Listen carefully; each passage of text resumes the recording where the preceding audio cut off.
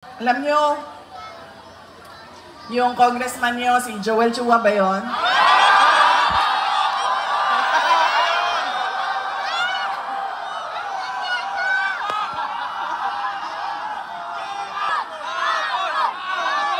Sabi nung isang kaibigan ko na tiga Cebu, na kaibigan din niya. Sabi niya, pare, bakit mo naman ginaganyan si Sara? Wala naman niyang ginawa sa iyo. Sinisira mo ang pangalan. Sabi niya doon sa kaibigan namin, putang ina pare, hindi ko naman kilala si Sara at hindi niya ako kilala. So ano ba pakialam ko sa kanya? Utang inyara rin. Utang ina niya rin. Nandito ako ngayon. Sa distrito niya.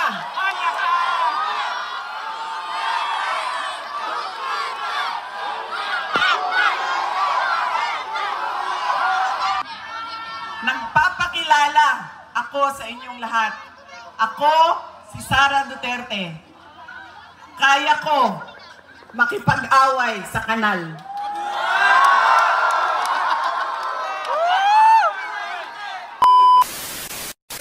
Ang mensahe sa inyo mismo ni dating Pangulong Rodrigo Roa Duterte na dadalhin sa atin ang mensahe na yan ng kanyang maganda at magaling na anak na Vice President Sara Duterte.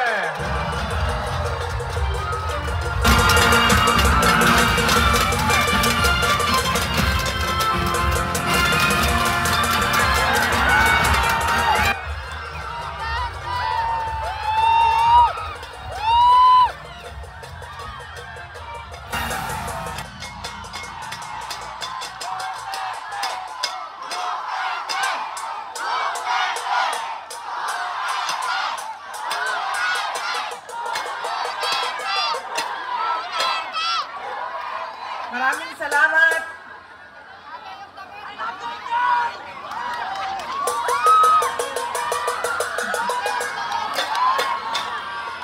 Assalamualaikum warahmatullahi wabarakatuh. Madayang mayong gabi kaninyong tanan. Magandang gabi sa inyong lahat. Unahin ko po muna ang aking mga Isko Moreno Dumagoso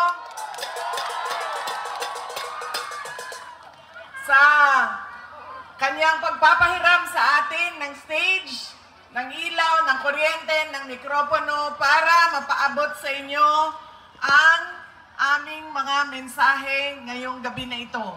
Pangalawang pagpapasalamat ay sa inyong lahat, mga kababayan, dahil marami sa inyo ang hindi pa kumakain, hindi pa nagluto, pero nandito galing pa sa trabaho, pero nandito kayo para makinig sa amin at sa aming mga mensahe para sa bayan. Maraming salamat po sa inyong lahat.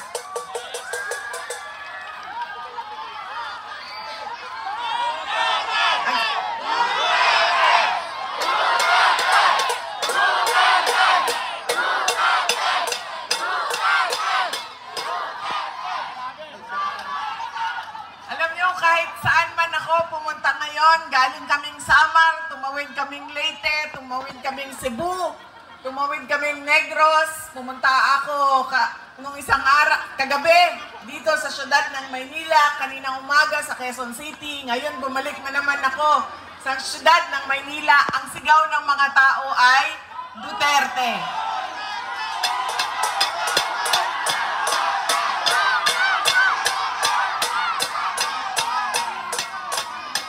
Baka lang po, nakakalimutan ninyo na hindi po ako kandidato ngayong eleksyon na ito. Pero nandito ako para maglabas ng nararamdaman ng karamihan ng taong bayan sa ating pamahalaan ngayon. Pero tapusin ko po muna ang aking mga pagpapasalamat Ang sunod po na pagpapasalamat ay mula sa akin, personal, sa inyong lahat, mula sa mga kasamahan ko at sa aming opisina sa tanggapan ng pangalawang Pangulo sa inyong patuloy na suporta at pagtitiwala sa aming lahat. Maraming salamat po sa inyong mga kababayan. At ang huling pagpapasalamat ay mula po sa pamilya namin, ang pamilya Duterte.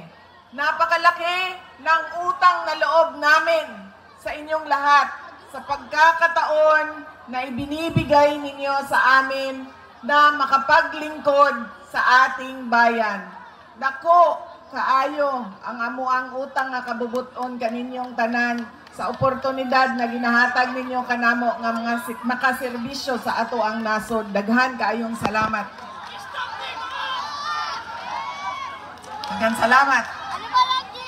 Alam nyo, marami sa ating mga problema ngayon ay dahil sa ugali nating mga Pilipino kung paano tayo pumipili ng leader ng ating mga komunidad at ng ating bayan.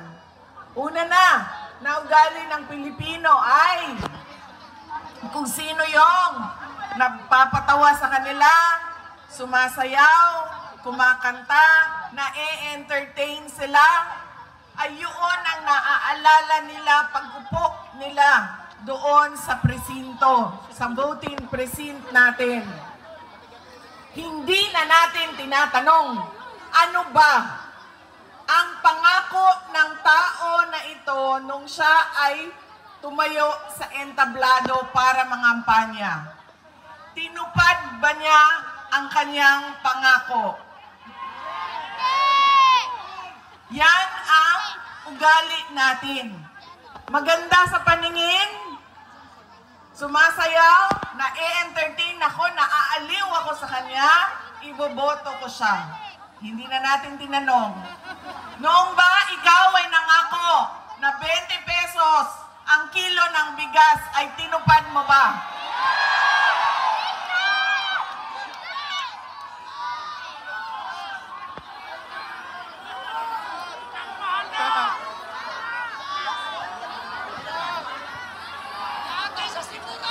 Pangako noong taon 2022 na kampanya, 3 taon kinalimutan at ngayon may darating na naman na halalan. Meron na naman tayong kuno 20 pesos na bigas doon sa Visayas. Na para bang nakalimutan na ang Luzon at Mindanao dahil hinahabol ang boto ng Visayas. Yan ang ugali natin. Hindi na natin tinatanong, nung tumayo ka ba, binigay mo ba yung pangako mo? Pangalawang ugali ng mga Pilipino sa pagpili ng kanilang mga leader. Galing sa pamilyang mga politiko, galing sa sikat na apelido, na endorso ng sikat at mahal natin na tao ay automatic ang boto natin. Hindi dahil Duterte yan, ay automatic ang boto ninyo. Dapat tinitingnan din ninyo, ano ba ang kapasidad at abilidad ng tao na ito. Duterte ka, pero ano ang kaya mong gawin para sa bayan? Kailangan ko banggitin na ang congressman ninyo dito sa distrito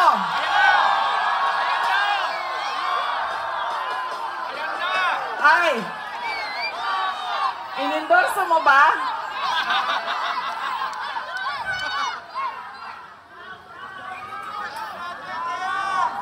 Yan. An example.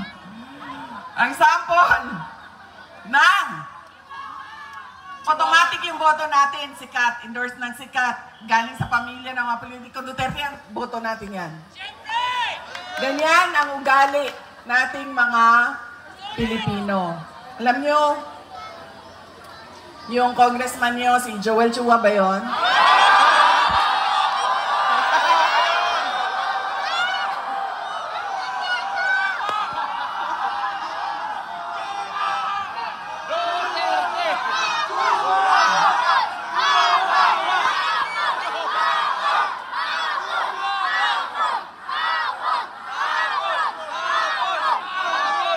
Sabi nung isang kaibigan ko na tiga Cebu, na kaibigan din niya.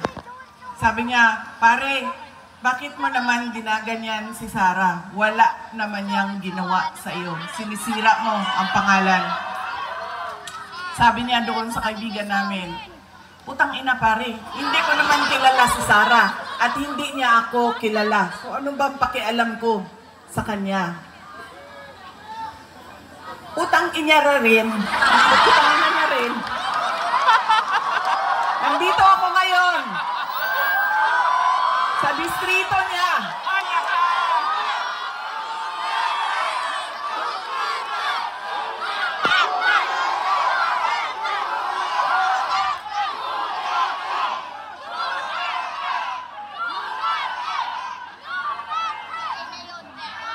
Nagpapakilala ako sa inyong lahat. Ako, si Sara Duterte. Kaya ko makipag-away sa kanal.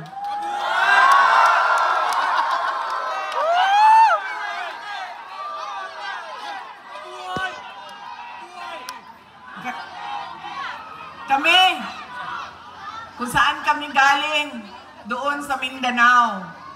Sanay kami sa wala. Kaya, walang mawawala sa akin kung dalhin ko ang away na ito dito sa kanal ng distrito ninyo.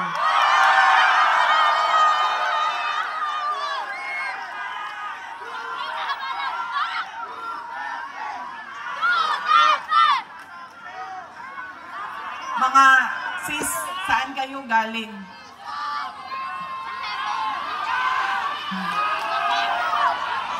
Kinsay mga tausog diri, mga Maranao.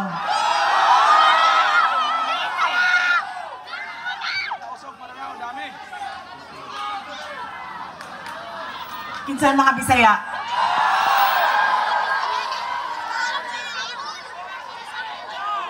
Ayaw mong kalimot ha, pag-abot sa adlaw sa pinili ay butangin na ninyo og 0 si Chua.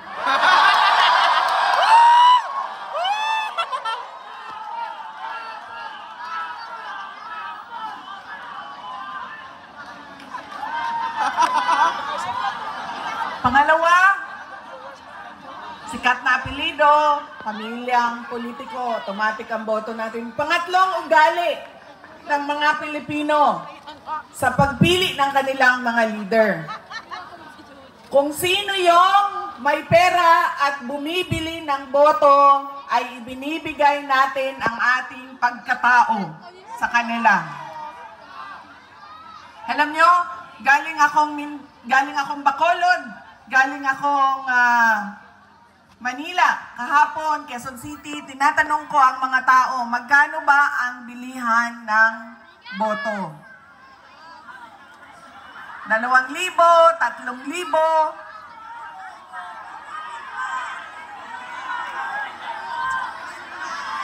Meron pang bilihan ng boto na tawag ay tupad, akap, AX, maip, ginawa ng legal ang pagbibili ng pagkatao ng mga kababayan natin.